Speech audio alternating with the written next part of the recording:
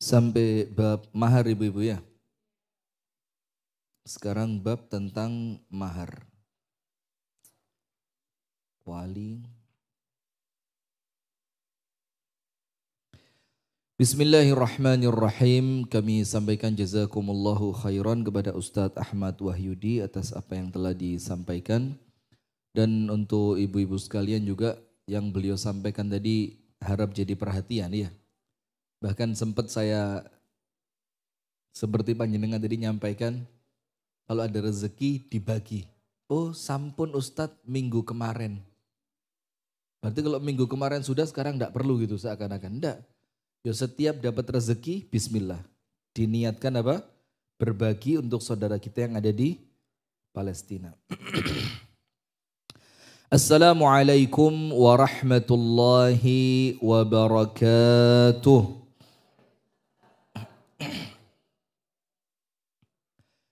Innal hamdalillah nahmaduhu wa nasta'inuhu wa nastaghfiruh wa nastahdihi wa natubu ilaihi wa na'udzu billahi min syururi anfusina wa min sayyiati a'malina.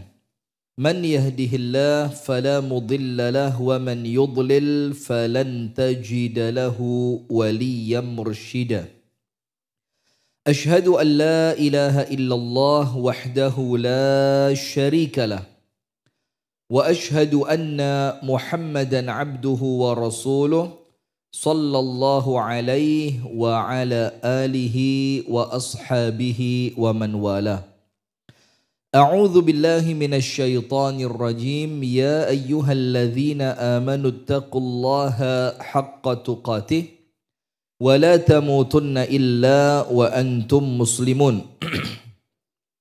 اللهم أنت ربي لا إله إلا أنت خلقتني وأنا عبدك وأنا على عهدك ووعدك ما استطعت أعوذ بك من شر ما صنعت أبوء لك بنعمتك علي وأبوء بذنبي فاغفر لي فإنه لا يغفر الذنوب إلا أنت أصبحنا على فطرة الإسلام وعلى كلمة الإخلاص وعلى دين نبينا محمد صلى الله عليه وسلم وعلى ملة أبينا إبراهيم حنيفا مسلما وما كان من المشركين أما بعد اللهم إنا نسألك علما nafi'an wa rizqan tayyiban wa amalan mutaqabbala. Allahumma 'allimna ma yanfa'una wanfa'na bima 'allamtana wa zidna ilman wa hudan wa taufiqa. Kita awali dengan berdoa bersama-sama Bu ya. Mudah-mudahan salah satu di antara kita, ya mudah-mudahan semuanya juga doanya oleh Allah diijabah. Sehingga Allah melihat ada kecemburuan dari kita terhadap saudara-saudara kita yang terzolimi di Palestina. Dan semoga doa ini menjadi bukti kelak di hadapan Allah bahwa kita memang bersaudara dengan kaum muslimin yang ada di Palestina. Dan mudah-mudahan juga ini sedikit meringankan hisab kita kelak ketika Allah bertanya kepada kita apa yang telah kita lakukan untuk saudara kita di Palestina. A'udzu billahi minasyaitonir rajim. Bismillahirrahmanirrahim. Alhamdulillahi rabbil alamin. Assalatu wassalamu ala asyrafil anbiya'i wal mursalin nabiyyina Muhammadin wa ala alihi wa sahbihi ajma'in. Allahumma ighfir lil muslimina wal muslimat wal mu'minina wal mu'minat al ahya'i minhum wal amwat innaka sami'un qaribun mujibud da'awat ya rabbana ya qadhiyal hajat. Allahumma ya rabbana a'izzal islam wal muslimin. Ya Allah muliakanlah agama Islam dan muliakan kaum muslimin. Wa adhilla syirka wal musyrikin, dan hinakanlah kesyirikan dan orang-orang musyrik. Al-kufra wal kafirin, hinakanlah kekufuran dan orang-orang kafir. Wa adhilla al-yahud al-ghasibin, dan rendahkanlah, hinakanlah orang-orang Yahudi dimanapun mereka berada.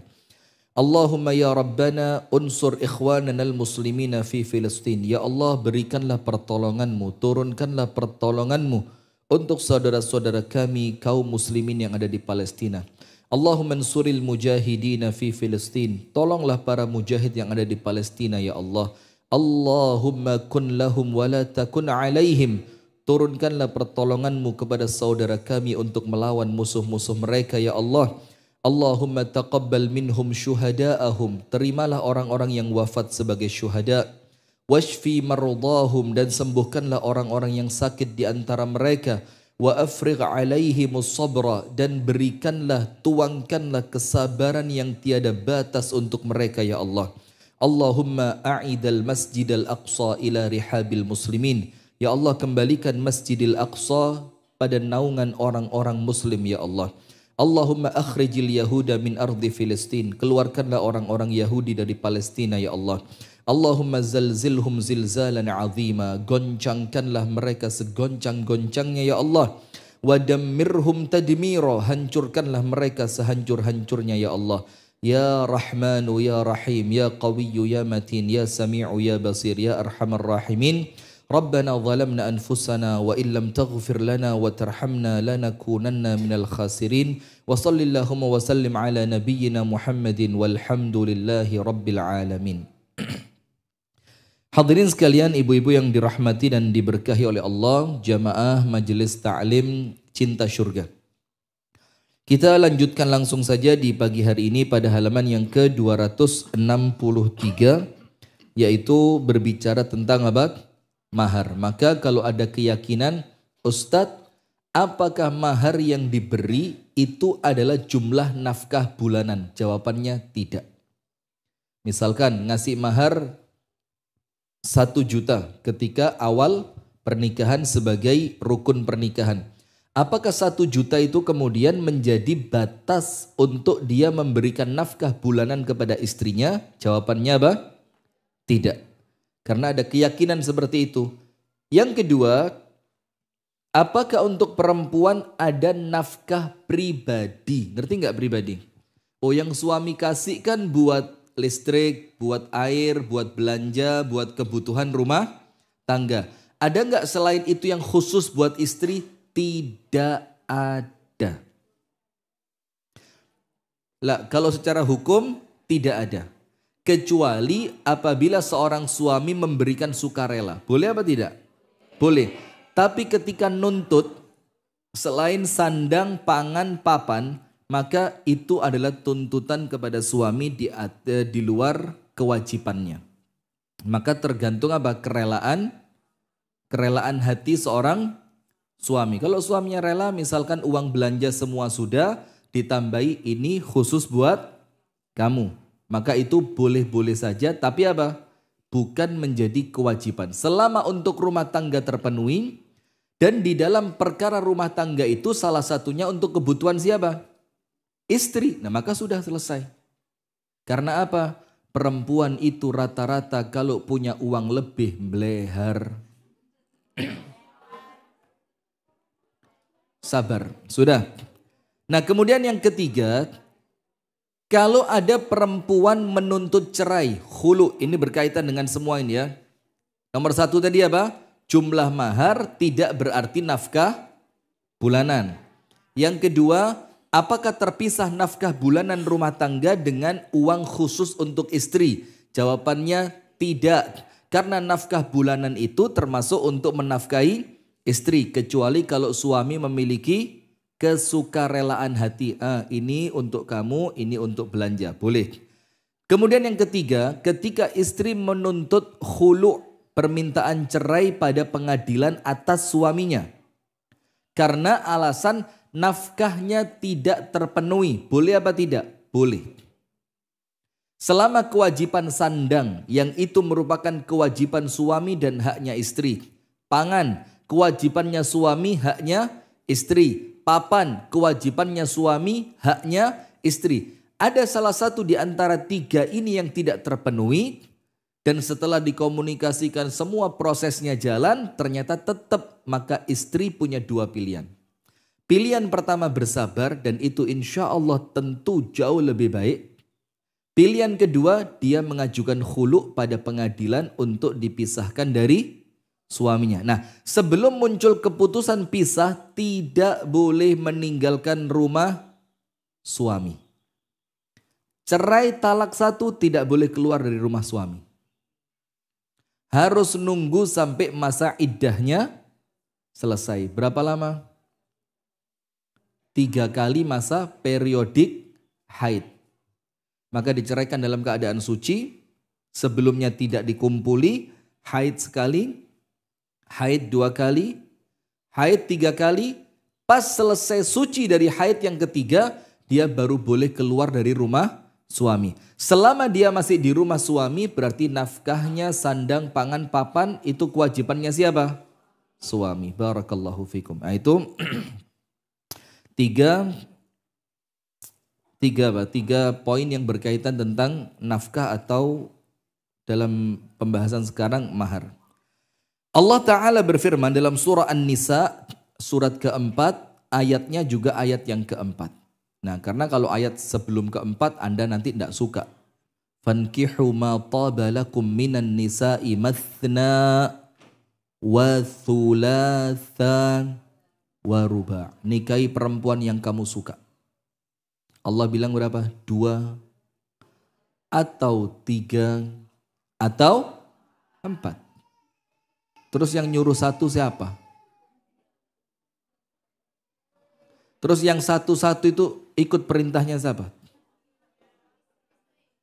Bagus, enggak apa-apa. Ya. Karena ayatnya enggak berhenti sampai situ, Bu. Fa in khiftum alla ta'dilu fawahidatan. Apabila kalian khawatir tidak mampu berbuat adil, maka nikahilah 1 perempuan saja. Tapi kan tahu adil itu kan perlu pembanding. Mahar. Surat An-Nisa ayat yang keempat. Surat An-Nisa ayat berapa? Yang keempat. Allah Ta'ala berfirman mengenai mahar, wa atun nisaa, dan berikanlah kepada para wanita. Wanita di sini siapa? Calon istri. Shaduqatihinna, pemberian untuk mereka dalam kurung mahar, nihlah. Nihlah itu kerelaan, sakrelanya hati.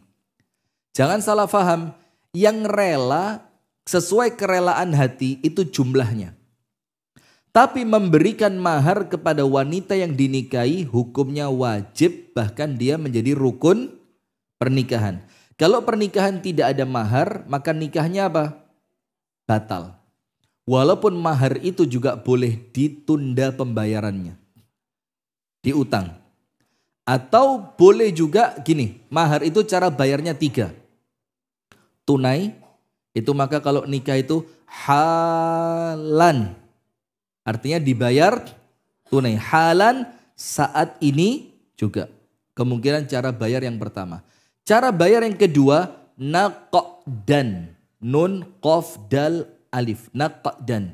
Naqdan itu apa? Utang. Dibayar maharnya dengan cara hutang. Walaupun maharnya nanti belum terbayarkan, itu perempuan sudah boleh digauli. Karena sudah ada kesepakatan di awal maharnya bakal dibayar dengan cara utang. Dan cara ketiga, muqaddam ba'd wa muakhir ba'd. Di depan sebagian, di belakang sebagian. Itu juga boleh. Kalau bahasanya ibu-ibu apa? Cicilan. Nah, dicicil. Saya bayar dulu sekian. Sabar talah. Anda dicicil gak terima kayak jilbab aja katanya, ya Allah. Ini syariat, Bu. Karena apa? Supaya tidak memberatkan calon mempelai pria. Karena kan tidak semua orang laki-laki itu punya langsung bayar sebanyak itu. Kalau tidak kuat tidak usah nikah. Ya Anda gak dinikahi nanti. Nah sudah. Nihlah, maka nihlah artinya apa? Sesuai kerelaan hati. Kerelaan hati itu apa? Komunikasi antara calon mempelai pria dengan calon mempelai wanita. Kamu minta mahar berapa? Nanti dijelaskan, saya minta sekian. Terus si suami ngomong, tapi saya mampunya sekian. Bagaimana? Itu dikomunikasikan sesuai kerelaan hati. Dan perempuan yang paling barokah. Siapa? Abrakuhunna aisaruhunna muhura. Perempuan yang paling banyak keberkahannya, yang paling mudah dan ringan maharnya. Maka lek kakean nuntut gak iso. Pokok gaekno candi 1000. Misalkan gitu ya. Maka keberkahannya bukan berarti dia tidak boleh. Boleh enggak dia minta banyak? Boleh, enggak ada batasan, boleh. Tapi ketika itu menyulitkan calon mempelai pria, itu pun akan mempersulit dia. Kenapa mempersulit dia? Nanti yang nikahin dia susah. Akhirnya jadi omongan, wes ojo mbek iku, bener ayu. Tapi angel.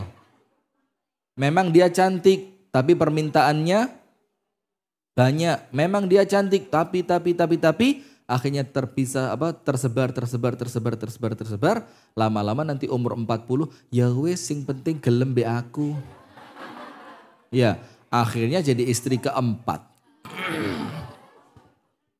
Nah, tapi laki-laki yang baik seimbang. Si perempuan minta mahar tidak terlalu banyak karena keberkahannya ada pada mudah dan murahnya mahar. Tapi laki-laki yang baik ngerti pantesnya memberi mahar itu yo yang banyak. Mosok nikahin anaknya orang, anak dididik mulai kecil, dirawat mulai kecil. Sekarang sudah dewasa, sudah mateng, sudah siap. Mosok diganti cuma dengan mahar uang tunai 5.000 rupiah. Nah, maka artinya apa? Yang pantas. Si perempuan tidak terlalu menuntut tinggi, si laki-laki juga menghargai. Adapun yang dimaksud nihlah di dalam ayat itu kata-kata hadisnya dicoret ya. Itu kata-kata hadis tadi dicoret diganti apa? Ayat. Adapun yang dimaksud dengan nihlah di dalam ayat tersebut, sebagaimana dikatakan oleh para ulama, artinya adalah kewajiban. Artinya apa? Wajib. Bahkan itu termasuk rukun apa? Rukun nikah. Itu sudah termasuk rukun nikah. Al-Imam Al-Hafidh Ibnu Katsir rahimahullah berkata, setelah menyebutkan pendapat mereka, isi perkataan mereka, kasih garis bawah, bahwa laki-laki wajib menyerahkan mahar kepada perempuan sebagai suatu keharusan. Jadi mahar itu untuk pernikahan apa? Wajib. Bahkan di atasnya wajib yaitu rukun pernikahan yang apabila mahar itu tidak ada di dalam salah satu rukun pernikahan, maka pernikahannya dianggap batal. Ia pun memberikannya harus dengan sukarela, bukan terpaksa. Sebagaimana memberikan hadiah. Hadiah itu sukarela apa terpaksa? Jumlahnya ditentukan atau sesuai kerelaan hati. Nah itulah maka sebagian ulama mengatakan, nanti kita jelaskan mahar bacaan Al-Quran ya, sabar dulu. Ustadz ini kok poligami terus yang dibecandain. Siapa ini? Syanum Jinan.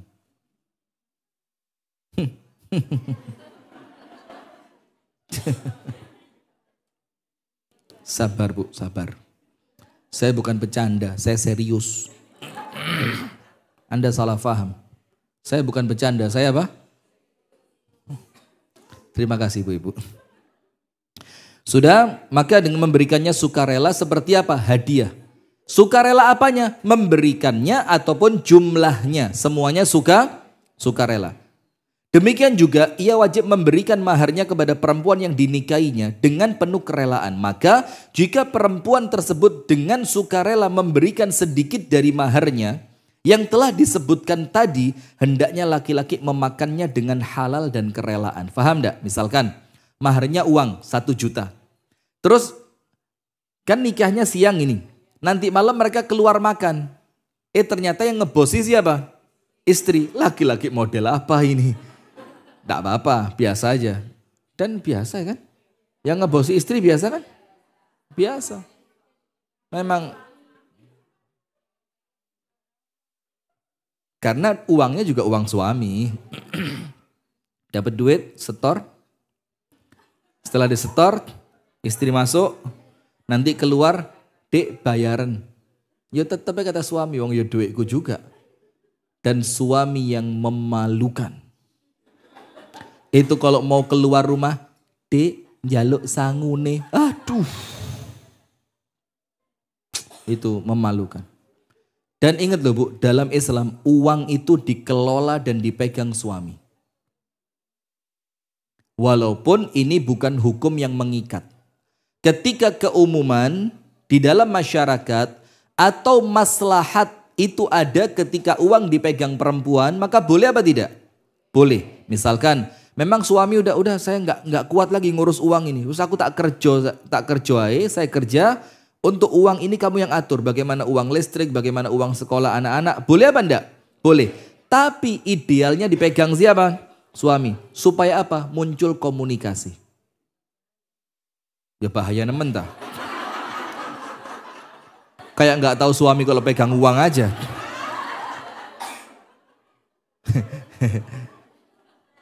Hajah Yuning, ini Palestina sedang digempur. Jangan ngomong sing konyol-konyol ya, tolong ya. Lewang uang dipegang suami gak bahaya tak? Ya nemen bahaya nih, ya apa? Suami kalau pegang uang kok gak bahaya? Ya nemen bahaya pol. Astaghfirullah wa atubu ilaih. Astaghfirullah. Sudah begini. Maka ayatnya dalam Al-Quran, uang itu dipegang siapa? Suami. Bima anfaqu min amwalihim. Laki-laki itu menjadi qawamah di dalam rumah tangga, pemimpin. Itu karena apa? Bima anfaqu min amwalihim. Karena dia membelanjakan sebagian, ingat, sebagian dari hartanya untuk kebutuhan istri dan anak. Artinya apa? Bukan semuanya dikenin, enggak. Kalau semuanya diberikan tidak akan muncul komunikasi. Maka hikmah ketika uang itu diberikan sebagian, maka ketika istri merasa kurang, dia akan komunikasi dengan suami. Mas Uun. Maka dia, aduh tolong ibu-ibu sebelah sana dikondisikan ya. Mas, itu kemarin uang yang dikasihkan bulan lalu sekian, ternyata tidak cukup. Listrik sekian, air sekian. Nah, ketika terjadi komunikasi itu akan muncul apa? Ternyata si istri betul-betul punya ketergantungan terhadap suami. Nah, maka istri terlalu mandiri itu juga kurang baik. Bukan tidak baik, kurang baik. Kenapa? Nanti rasa tergantungnya kepada suami berkurang. Kalau ketergantungan kepada suami itu kurang, dia akan berani sama suami. Alah, wong aku gak ono sampean yo. Nah, artinya karena dia memiliki apa? Kemandirian secara ekonomi. Kalau perempuan punya kemandirian secara ekonomi, diatur, malah ngatur. Lah apa ngatur-ngatur? Lah bayaranku. Nah, jadi idealnya seperti itu. Walaupun tetap ketika keluar dari batas ideal, ada aturan-aturannya. Faham gak? Nah, maka ketika uang mahar itu yang telah diterima oleh istri, sebagiannya dikembalikan untuk suami. Boleh apa enggak? Boleh. Atau dipakai untuk keperluan sehari-hari. Boleh atau tidak? Boleh. Selama uang itu telah dipegang oleh istri, nanti menjadi haknya istri. Itu uang mau digunakan untuk apa? Allah Ta'ala berfirman dalam surah An-Nisa ayat yang ke-24. Fa'atuhunna ujurahunna faridatan. Berikanlah kepada mereka, yaitu para wanita, calon istri kalian, mahar mereka dengan sempurna sebagai suatu kewajiban. Faridah. Faridah. Salat fardu, salat apa? Salat wajib. Berarti ketika Allah katakan mahar itu faridatan, hukumnya apa? Wajib. Anas radhiyallahu taala anhu menyebutkan bahwa sesungguhnya Abdurrahman ibn Auf radhiyallahu taala anhu berkata kepada Rasulullah sallallahu alaihi wasallam, "Aku menikahi seorang perempuan." Lalu Rasulullah berkata, "Apa yang kamu berikan sebagai maharnya?" Jadi Rasulullah langsung tanya, karena mahar itu wajib. Maharnya kamu kasih apa perempuan itu? Maka Abdurrahman bin Auf menjawab, emas seberat benih. Jadi kira-kira 3 atau 5 gram lah antara itu ya. Jadi emas sebesar benih. Kenapa? Lendak maksudnya ya biji-bijian yang normal lah. Ya antara 3 sampai 5 gram. Kemungkinan itu. biji apukat, biji durian. Bagus panjenengan, Masya Allah. Kalau urusan emas gitu ya ngerti loh biji apa yang bagus ya. Biji-bijian itu ya seperti kacang-kacangan Bu. Nah seperti kacang tanah, seperti itu aduh. Itu tolong mana security-nya ini. Astagfirullahaladzim. Cinta surga tidak ada security ya. Nah sudah, maka perkiraannya Bu antara 3 sampai 5 gram. Itu sebagai mahar. Kalau uang sekarang antara 3 sampai 5 juta kan. Karena 1 gram berapa? Sekitar 1 juta kurang lebih ya. Maka Rasulullah mengatakan kepadanya, Barakallahu laka, semoga Allah memberkahi pernikahanmu. Kemudian Rasulullah mengatakan, Aulim walau bisyat. Adakanlah walimah. Walimah itu pesta. Tujuannya apa? Supaya orang tahu kalian sudah menikah. Undang orang-orang dekat, undang tetangga-tetangga dekat, undang kerabat dekat. Supaya apa? Ketika Anda pergi dengan perempuan itu, atau ketika perempuan itu ada di rumah Anda, tidak memunculkan fitnah. Maka siri-siri itu yang tidak tepat. Walaupun dia boleh secara syariat. Tapi saya nasihatkan perempuan jangan mau disiri. Sudah banyak masuk informasi ke Abu Shanum. Nah bukan ke saya. Ke Abu Shanum. Jadi perempuan itu dinikah siri dengan alasan, oh ini surat cerainya belum keluar, kalau nggak siri nggak bisa, macam-macam lah, macam-macam. Setelah dia betul-betul nikah siri, ternyata si suami tidak bertanggung jawab. Si perempuan sama suaminya digantung. Sementara dia kan pengen cerai si perempuan tadi, karena kok suaminya ternyata seperti ini. Terus sekarang nuntut khulu'nya, khulu' tahu ya, perempuan mengajukan cerai kepada pengadilan untuk dipisahkan dengan suaminya. Terus nuntut khulu'nya ke siapa? Uang negara tidak punya catatan tentang pernikahannya. Negara tidak pegang siapa saksi pernikahannya, siapa wali pernikahannya. Terus khulu'nya sama siapa? Ada kasus seperti itu sampai detik ini masih digantung.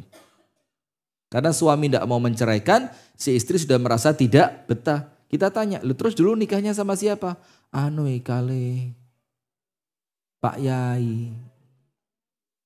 Nah, sementara Pak Yai tidak punya hak untuk menerima khulu', tidak boleh.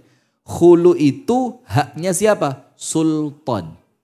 Sultan itu pemerintah. Nah maka repot. Ibu-ibu jangan mau Bu ya. Wes talah Bu.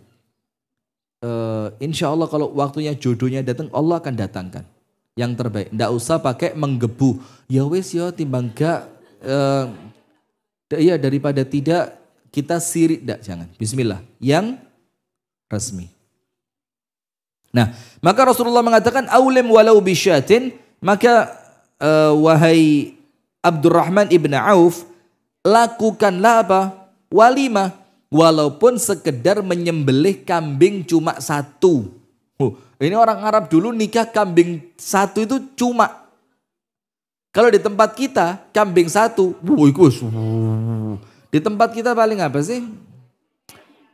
Ya prasmanan lah ya, ada ayamnya, ada gado-gadonya, ada baksonya, ada nasi goreng, macam-macam. Nah, tapi intinya membuat walimah itu hukumnya wajib.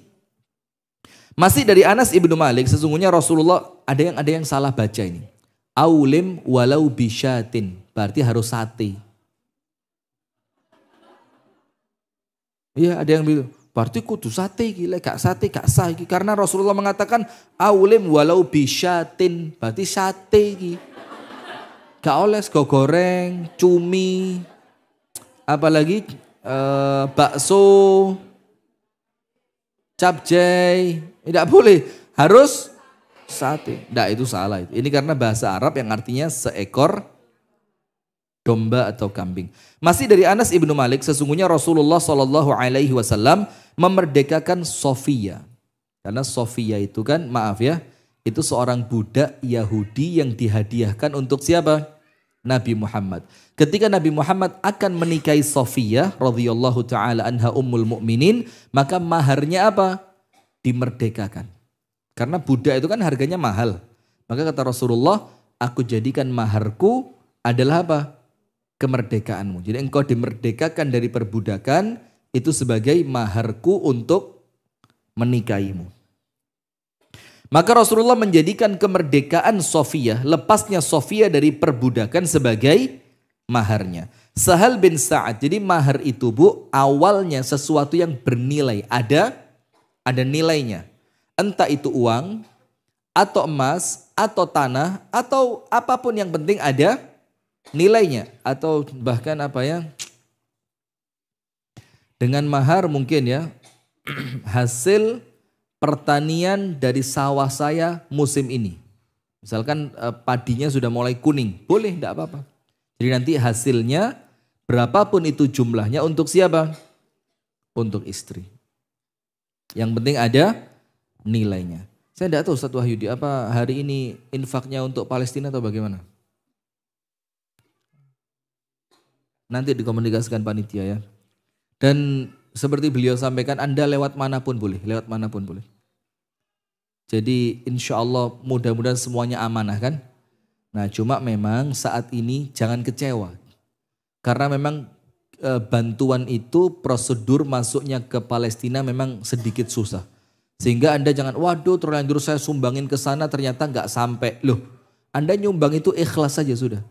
Dan yang nerima sumbangan Anda insya Allah ikhtiar maksimal supaya sumbangan itu bisa masuk. Dan kami boleh usul ya. Ustadz boleh saya usulkan. Saya punya satu teman itu langsung rekening beliau ke rekening Palestina. Karena pakai rekening pribadi. Dan itu disampaikannya Bu langsung ke pabrik roti. Jadi beliau langsung transfer, maka jargonnya beliau malam ini Anda transfer, besok jadi roti. Pagi ini Anda transfer, nanti sore jadi minuman untuk mereka. Karena mereka sudah mulai minum air comberan. Nah itu nanti kalau berkenan silakan menghubungi siapa Ketua Majelis Taklim Cinta Surga. Mbak Reni ya. Reni. Hah? Oh ya sudah. Nanti sama Mbak Geni ya. Ya saya tahu lah Bu, telinga saya normal kok. Ngapain? Astagfirullah, Ustaz disentak-sentak itu loh, astagfirullah. Rodo ibu-ibu kira astagfirullah wa atubu ilaik. Ini bagus juga ini. Ustaz bagaimana kalau emasnya sebiji padi? Yo kok gelem sampean. Sebiji padi itu kalau emas kira-kira berapa? Paling enggak sampai setengah gram itu. Enggak sampai setengah itu, enggak sampai iya. Tapi ya enggak apa-apa. Kalau memang dia ridho, enggak apa-apa.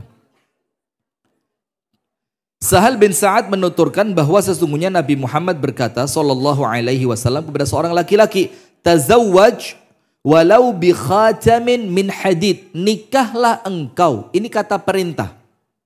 Nikahlah engkau. Walaupun maharnya cuma cincin yang terbuat dari besi. Kalau bahasa kita paling 2.000-an. Cincin besi itu paling seharga 2.000 sampai 5.000.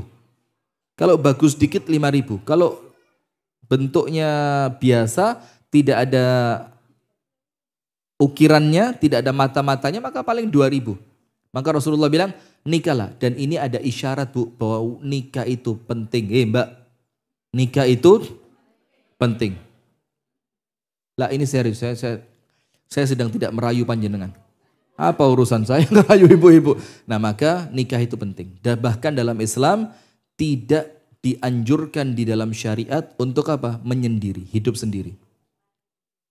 Kenapa? Yuk doain, mudah-mudahan ada. Amin ya rabbal alamin. Dan insya Allah kalau mau cari gitu perempuan, laki-laki baik banyak. Laki-laki baik itu banyak. Cuma ya mohon maaf, standarnya jangan kedukuran. Iya, standarnya yang biasa sajalah. Yang penting ya enggak pernah ketok neko-neko, ibadahnya juga kelihatan baik, kumpulannya juga sama orang-orang yang baik. Bismillah. Yang penting uangnya miliaran. Selesai sudah urusan. Nikah aja udah. Setuju? Ya sudah. Uang dari mana ya terserah suaminya ya. Jangan tanya saya. Nah maka ini menunjukkan Rasul mengatakan apa? Pentingnya pernikahan. Dari hadis ini, tazawwaj walau bi khatamin min hadid. Ada 2 poin besar. Tulis. Yang bawa tulisan, yang bawa buku. Dari hadis ini hadis riwayat Bukhari Muslim. Tazawwaj walau bi khatamin min hadid. nikahlah kamu walaupun maharnya cuma apa? 1 cincin besi. Ada 2 poin besar. Nomor 1, pentingnya pernikahan. Sampai pun kata Rasulullah, walaupun kamu punyanya cuma besi yang dibentuk menjadi cincin, nikah. Karena nikah itu sangat penting. Yang kedua, wajibnya memberi mahar. Jadi walaupun maharnya cuma cincin besi, karena itu wajib berikan. Paham? Nomor 1 pentingnya nikah. Nomor 2 mahar itu hukumnya wajib. Seandainya seseorang boleh menikah tanpa mahar, coba misalkan ada orang yang boleh menikah tanpa mahar, maka pasti keringanan itu diberikan kepada orang miskin yang tidak memiliki apa-apa, sampai cincin besi pun dia tidak punya. Kalaupun boleh tanpa mahar, maka orang-orang miskin sama Rasul pasti dikasih keringanan, tapi ternyata tidak. Berarti mahar itu apa? Wajib. Walaupun nanti setelah nikah, karena kerelaan hati istri, itu mahar dikembalikan kepada suami.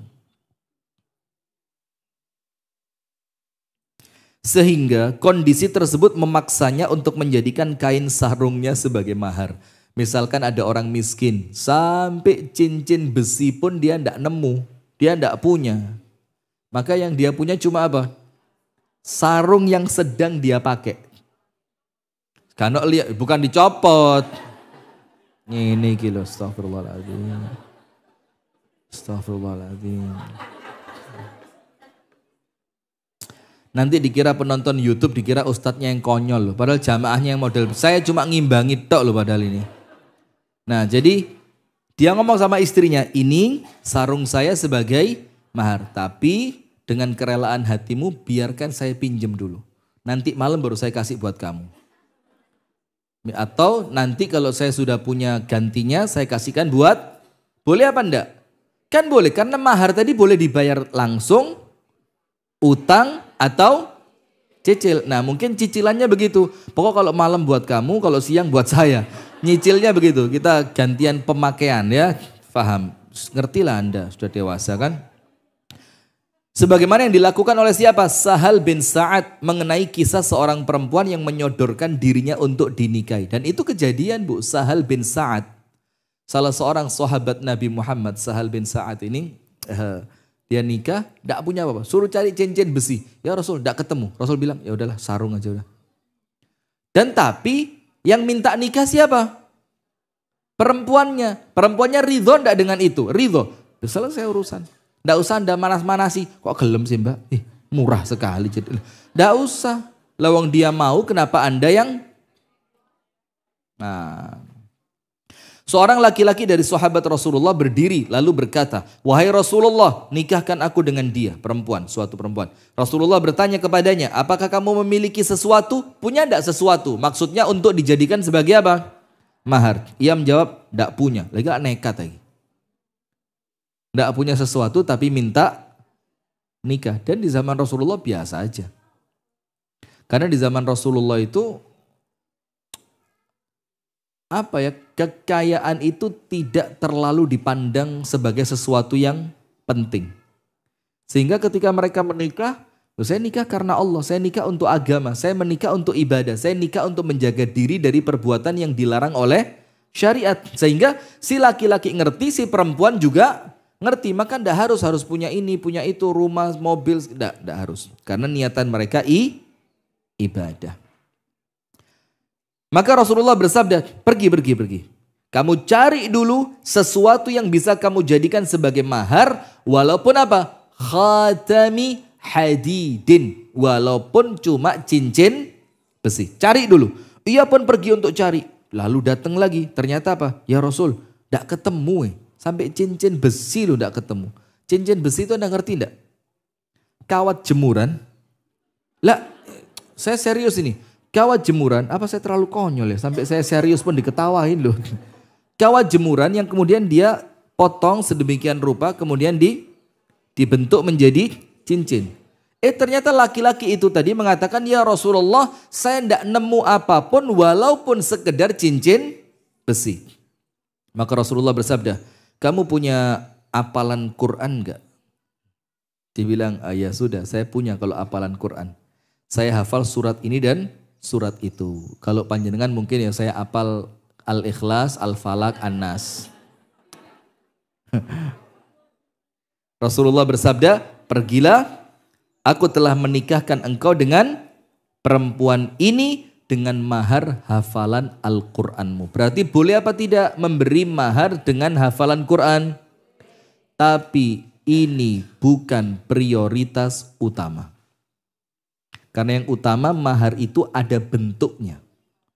Ada nilainya. Bukan berarti Al-Quran tidak ada nilainya. Karena begini, misalkan nanti setelah akad nikah, maharnya bacaan Quran. Ternyata si laki-laki membatalkan pernikahannya. Mahar itu harus diapain? Terus ya apa balik noi? Baca balik. Kamu tadi baca, saya bacain balik. Iya kalau si perempuan apal, kalau perempuannya tidak apal, misalkan yang ngelamar ustadz luar biasa ini. Terus yang diapalin sama ustadz itu surat Al-Ankabut. Si perempuan tidak ngerti, ya apa kalau balik no? Gak iso balik no pokoknya.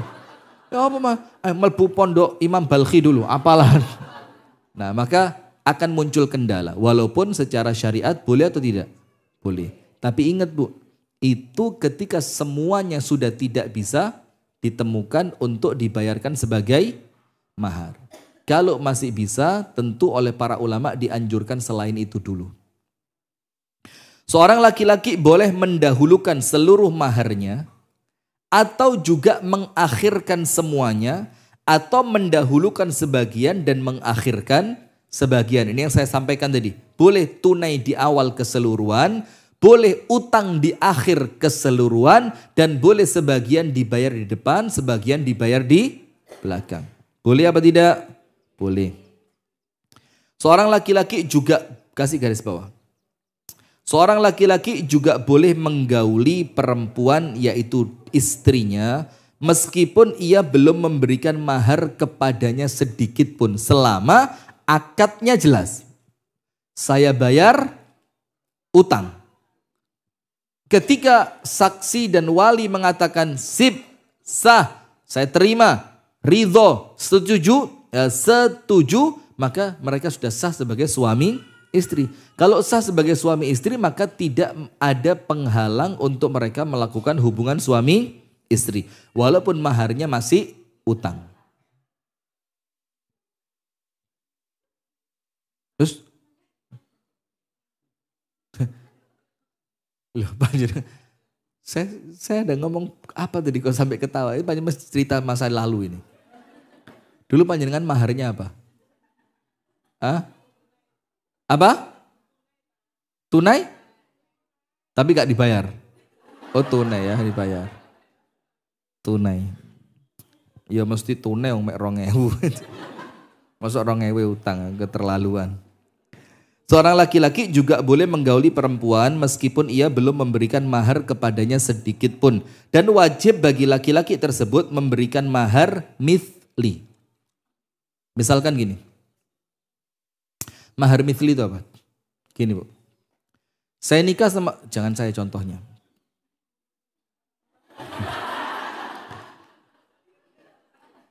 Saya kasih contoh sing ketoke gak kepingin itu. Mas Arif. Mas Arif atau Aceng aja. Bang Aceng ya, tapi Bang Aceng ada keinginan cerita sama saya sempet. Aduh, istrinya ada istri. Aduh, maaf ya Allah. Arif aja wis aman wis, Arif SDO wis. Ini Mas Arif mau nikah. Ya mesti mau, siapa sih yang enggak mau? Cuma berani apa tidak itu yang jadi masalah kan? Kalau mau ya jelas lah, gak usah takon. Suami Anda kalau Anda tanya, Mas Rabia, gak pret. Itu karena di depan Anda saja. Sudah, apa tadi? Arif. Nah, Arif mau nikah. Kemudian ketika nikah tadi Bu, itu maharnya belum ditentukan. Sabar tak kok emoh, Arif gak nikah sama panjenengan kok. Lah kok emoh. Misalkan Arif nikah sama perempuan, kemudian maharnya saat itu belum ditentukan. Tapi dibilang saya bayar maharnya. Dan ternyata si wali ridho, si perempuan yang dinikahi juga ridho. Nah maka muncul di sana mahar namanya Mahar mithli. Mahar mithli itu begini. Misalkan yang dinikahi adik. Tanya kakaknya dulu maharnya berapa. Itu namanya mahar mithli. Atau yang sebanding dengan itu. Ketika mahar itu tidak disebut di awal. Atau kalau orang Arab keumumannya apa bu? Per qabilah. Qabilah itu apa? Per suku, ya kan? Setiap satu klan itu punya keumuman mahar mereka. Misalkan perempuan dari klan Quraisy, mahal Quraisy. Gak rabi temenan nih. Oh, jangan, teman saya Syihab semua. Sudah, misalkan dari klan Suparmin. Misalkan ini klan Suparmin. Sudah, klan Suparmin ini normalnya perempuan di klan itu dibayar maharnya 20 juta. Misalkan ya. Nah maka ketika ada orang menikahi perempuan dari klan Suparmin tadi, dalam keadaan maharnya belum ditentukan, maka mahar yang berlaku apa? Mithli. Berarti keumuman di sana berapa? 20, berarti yang disepakati 20. Paham sampai sini ya? Nah, dan wajib bagi laki-laki tersebut memberikan mahar mithli. Dan jika sewaktu akad ia belum menyebutkan besar maharnya. Namun jika ia telah menyebutkan maharnya, ia wajib memberikan mahar sesuai dengan yang telah dia sebutkan. Jadi kalau sebelum akad tidak disebutkan, maka maharnya mahar apa? Mithli. Mahar yang setara dengan kakaknya atau adiknya, bahkan ibunya atau apa? Perempuan yang ada satu suku dengan dia. Nah, tapi kalau maharnya sudah ditentukan disebut, maka yang wajib dibayar yang mana? Mahar yang sudah disebutkan. Akan tetapi jangan sampai mahar tersebut tidak ditunaikan, karena itu adalah syarat sebuah pernikahan sebagaimana sabda Rasulullah, ahaqqu ma awfaitum minasyuruti an tufu bihi mastahlaltum bihil furuj. Perjanjian yang paling wajib kalian bayar atau utang yang wajib dibayar itu adalah perjanjian yang dengannya kalian dihalalkan bersenang-senang dengan lawan jenis. Maksudnya mahar. Syarat yang paling wajib untuk ditunaikan adalah memberikan sesuatu yang dapat menghalalkan kemaluan. Karena dalam hadis pun sama. Ittaqullaha fin nisa. Fa innakum akhadtumuhunna bi amanatillah wastahlaltum furujahunna bi kalimatillah. Maka laki-laki yang baik tidak akan sembarangan. Rasulullah mengatakan, takutlah kamu kepada Allah dalam urusan perempuan. Perempuan di sini maksudnya siapa? Istri. Kenapa sih kok harus ditakut-takuti dengan nama Allah untuk urusan istri? Karena istri itu lemah. Iya benda. Kau gak nurut, tak oleh no. Kamu kalau ndak ridho saya nikah lagi. Kata istrinya, pelaur. Ngerti pelaur? Ndak ngerti ya wis. Nah sudah, maka itu bukan suami yang baik. Karena Allah mengetahui perempuan itu dalam posisi apa? Lemah. Apalagi di zaman dulu yang tidak lazim perempuan punya penghasilan itu tidak lazim. Hajah Yuning. Panjenengan sampun sarapan apa dereng niku wau. Karena ada orang-orang itu kalau lapar resek. Tahu ndak? Tolong ya kuenya yang sebelah kasihin Hajah Yuning. Kok Masya Allah. Dalam masa pertumbuhan kayaknya. Sabar Hajah Yuning ya. Saya tak selesaikan ini dulu. Nanti ada malam pertama ada di sini. Jangan khawatir. Itu loh halaman 269. Sabar. Nanti ada waktunya Hajah Yuning. Nanti suaminya ngelihat dipikir, waduh istri saya pengen malam pertama lagi nih. Langsung suaminya pulang. Suami di mana Hajah Yuning? Eropa? What? Lah panjenengan serius napa guyon? Ada di rumah, alhamdulillah. Di rumah Madiun. Enggak apa-apa insya Allah. Kan deket aja Madiun kan. Madiun itu kalau ke sana naik kereta paling cuma enggak sampai 3 jam. Sejam 2 jam lah, 2 jam. Kediri Madiun. Ya berapa Yuning? Kediri Madiun kereta berapa?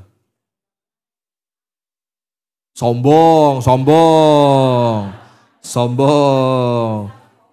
Nggak pernah naik kereta, naik apa? Sudah. Sudah?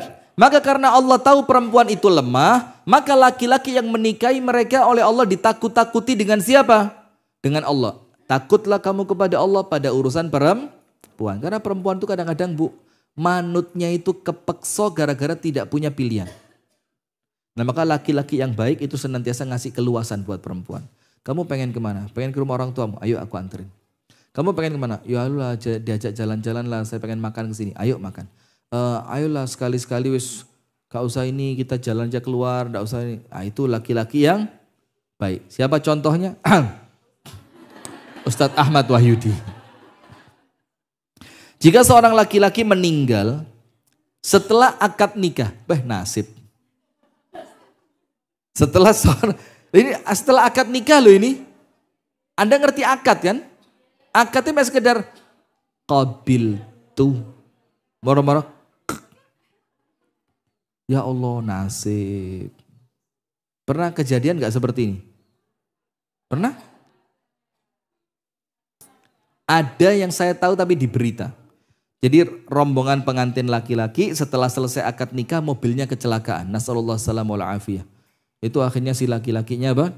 Meninggal. Nah sekarang bagaimana nasib maharnya? Ayo. Ya apa nasib dari maharnya? Maka dikatakan di sini, seorang laki-laki jika meninggal dunia setelah akad nikah sebelum menggauli istrinya, maka kasih garis bawah, seluruh mahar menjadi milik sang istri. Maharnya punya siapa? Istri. Nah maka ada perempuan yang tidak baik ini. Ya mudah-mudahan di sini tidak ada. Dan ini cerita fiktif aja. Cari laki-laki yang nampaknya sudah batuk terus. Udah gitu. Tapi ternyata laki-laki itu dia memiliki apa? Memiliki apa? Awet apa? Mosok yang gitu-gitu malah awet torip. Oh, baru tahu saya. Panjenengan sudah berapa kali nyoba yang kayak gitu itu? Kok bisa ambil kesimpulan malah awet itu? Nah, memang iya. Kalau nikah sama yang tua memang awet. Iya. Enggak, maksudnya awet itu ya enggak akan neko-neko.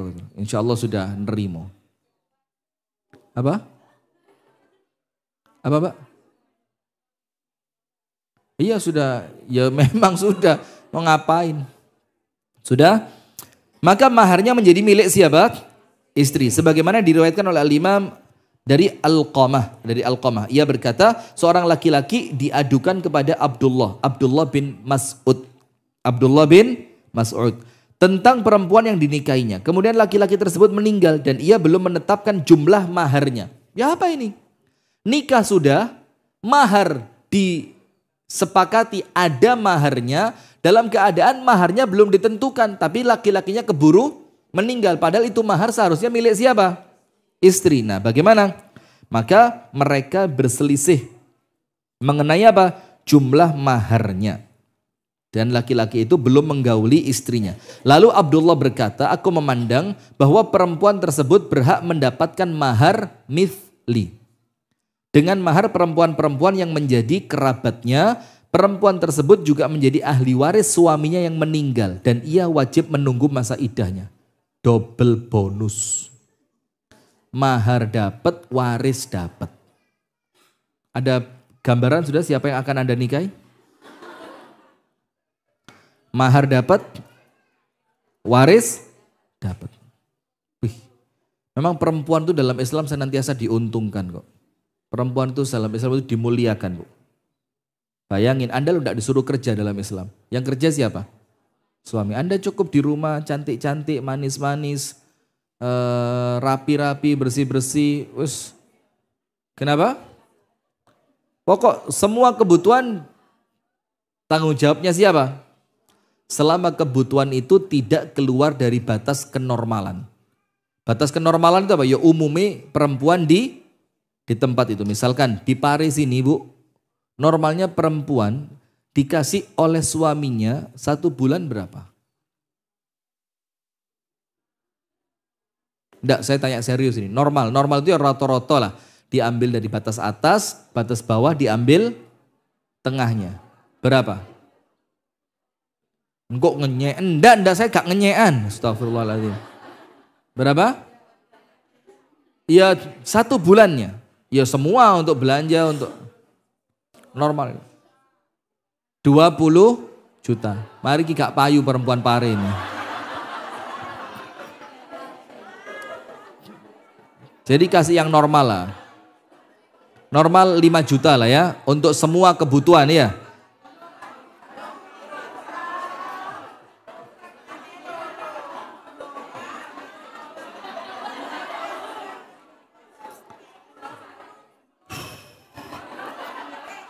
Sepuluh cantik. 10 itu loh. 10 gak milih dek kene Pak Yudi. 10. Astagfirullah wa atubu ilaih. Sudah.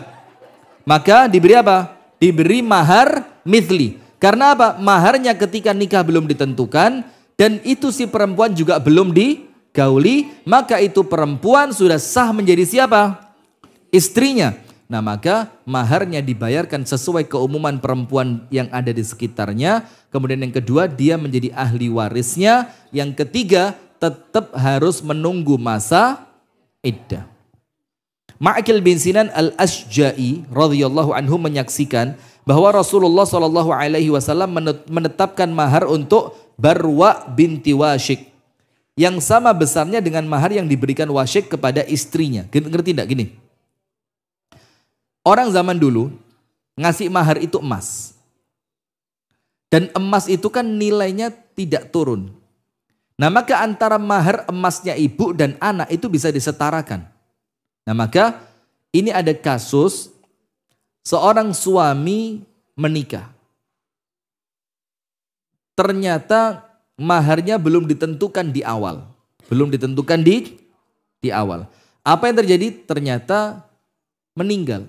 Maka Rasul menetapkan maharnya si anak perempuan tadi disamakan dengan mahar ibunya.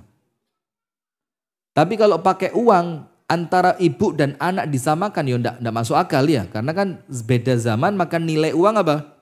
Turun. Tapi kalau emas boleh. Misalkan dulu ibunya dikasih 15 gram. Setelah jalan 20 tahun anaknya dinikahi orang dikasih 15 gram. Masih pantas enggak? Pantas. Karena nilainya apa? Nah, maka orang ada kasus, saya cerita ini ada kasus. Ada kasus seorang bapak sudah lama meninggal, ternyata punya utang sama bapaknya orang lain yang bapaknya yang ngutangi pun sudah sama-sama meninggal. Jadi kasusnya itu antar anak. Bapakmu dulu punya utang sama bapakku. Nah, waktu itu utangnya uang. Tertulis Bu, tahun sekian, tanggal sekian, saksinya fulan, tertulis. Maka memang utang itu apa? Harus ditulis. Besar ataupun kecil, tulis. Apa sih manfaatnya? Kalau ada di antara kita yang meninggal mendadak, itu utangnya jelas. Bisa dibayarkan. Bukan masalah mek titik loh. Titik itu malah bahaya. Kalau tidak tertulis, diremehkan, ternyata itu menjadi tanggungan sampai akhirat Anda tidak bisa masuk surga. Sampai utangnya terselesaikan walaupun Anda wafat dalam keadaan syahid. Maka tulis. Sempat ambil gorengan di majelis taklim cinta surga. Misalkan. Ambil 10 karena waktu itu dompet ketinggalan di rumah. Akhirnya ngomong sama yang jualan, Mbak utang sih yo, tulis. Mbak Hajah Yuning gorengan 10 tanggal 1 hari Rebu November di pengajian cinta surga, saksinya Ustadz Rifki dan Ustadz Ahmad Wahyudi. Misalkan, harus ada saksi loh. Saksi ini gak macam-macam loh ini. Sudah. Nah tujuannya apa? Hatta gorengan mek 10. Tapi apa? Tapi itu kan tanggungan. Maka ayatnya dalam surat Al-Baqarah, bahkan ayat terpanjang dalam Al-Quran berbicara tentang apa ibu-ibu? Utang. Nah sudah akhirnya anak tadi apa? Saksinya didatengin. Saksinya waktu itu yang satu sudah meninggal, yang satu masih hidup. Itu sudah tua banget. Sudah, apa yang terjadi? Si anak yang bapaknya punya utang ngotot bayar pakai uang. Karena utangnya waktu itu nominal uang. Si anak yang bapaknya diutangi tidak terima. Loh ya apa sih? Lawang bapakmu dengan duit sakmono biyen iku tuku tanah. Lah saiki lo tanahe regane piro kok kate kok bayar duit zaman biyen. Akhirnya disepakati dikasih nilai emas. Nah, duit di zaman itu oleh emas piro. Dan itu yang paling adil. AO.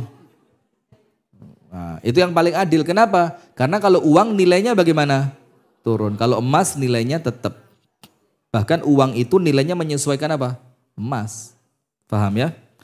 Al-Imam At-Tirmidzi rahimahullahu ta'ala berkata, pendapat tersebut diamalkan oleh sebagian ulama dari kalangan sahabat Rasulullah dan yang lainnya. Jadi kalau ada perempuan yang maharnya belum ditentukan, maka maharnya apa? Mithli. Kalau sudah ditentukan, maka yang ditentukan itulah yang wajib dibayar. Kalau si laki-laki meninggal sebelum menggauli istrinya, maka semua maharnya milik siapa? Istri. Bahkan istri tersebut menjadi ahli waris dan dia harus menunggu masa iddahnya. Barakallahu fikum, itu yang dapat kami sampaikan. Mudah-mudahan ada manfaatnya. Mudah-mudahan sehat semua Bu ya. Sehat walafiat, istiqomah, jauh dari fitnah, dan sekali lagi melanjutkan apa yang disampaikan Ustadz Ahmad Wahyudi tadi. Jangan lupa ya, tetap doa yang kuat. Doa yang kuat. Kalau Allah kasih keluasan rezeki ya sedikit-sedikit, atau kalau Anda mampu banyak ya enggak apa-apa, disedekahkan untuk didonasikan kepada saudara kita di Palestina.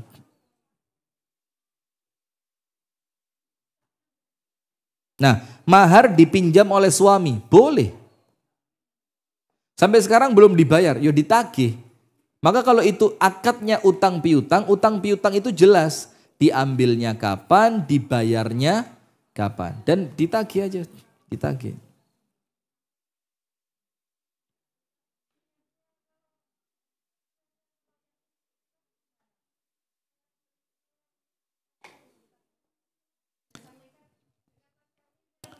Begini, bukan niatnya, akadnya. Bagaimana akad pernikahan yang maharnya mithli? Yang maharnya mithli. Ini tidak lazim. Ini pernikahan yang tidak lazim. Karena apa? Misalkan minimnya persiapan. Misalkan belum sempat disepakati. Nah maka untuk pernikahan yang seperti itu langsung ucapkan dengan mahar yang akan kita sepakati di depan. Dengan mahar yang akan disepakati di depan. Karena belum ada kesepakatan. Nah tapi yang seperti ini sekali lagi apa? Tidak lazim. Karena apa? Belum tentu si perempuannya nanti ridho. Gitu ya.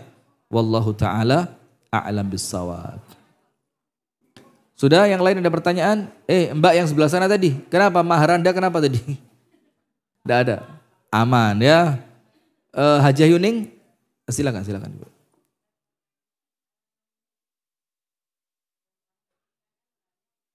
Nggih.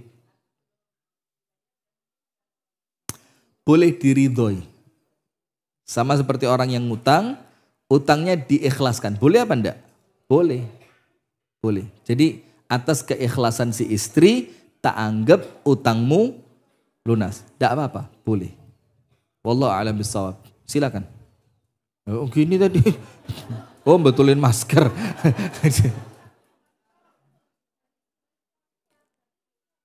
Duh, kalau si istri mengikhlaskan, ya tidak dosa. Tapi kalau istri tidak mengikhlaskan, suami dosa.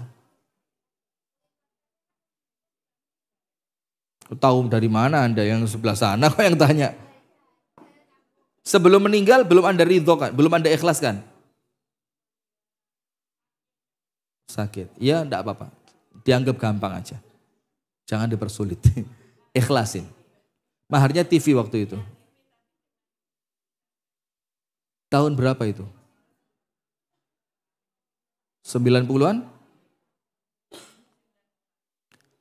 94 Mahar TV. Mewah loh itu tahun 94 Mahar TV. Iya. Masya Allah. Saya jadi bisa membayangkan secantik apa Anda di zaman itu ya. Maharnya TV loh. Baik. Oh bukan panjenengan. Iya sudah. Ada yang lain sudah ada ya? Baik, kita tutup dengan doa kafaratul majlis. Subhanakallahumma wa bihamdika asyhadu an la ilaha illa anta astaghfiruka wa atubu ilaik. Assalamualaikum warahmatullahi wabarakatuh.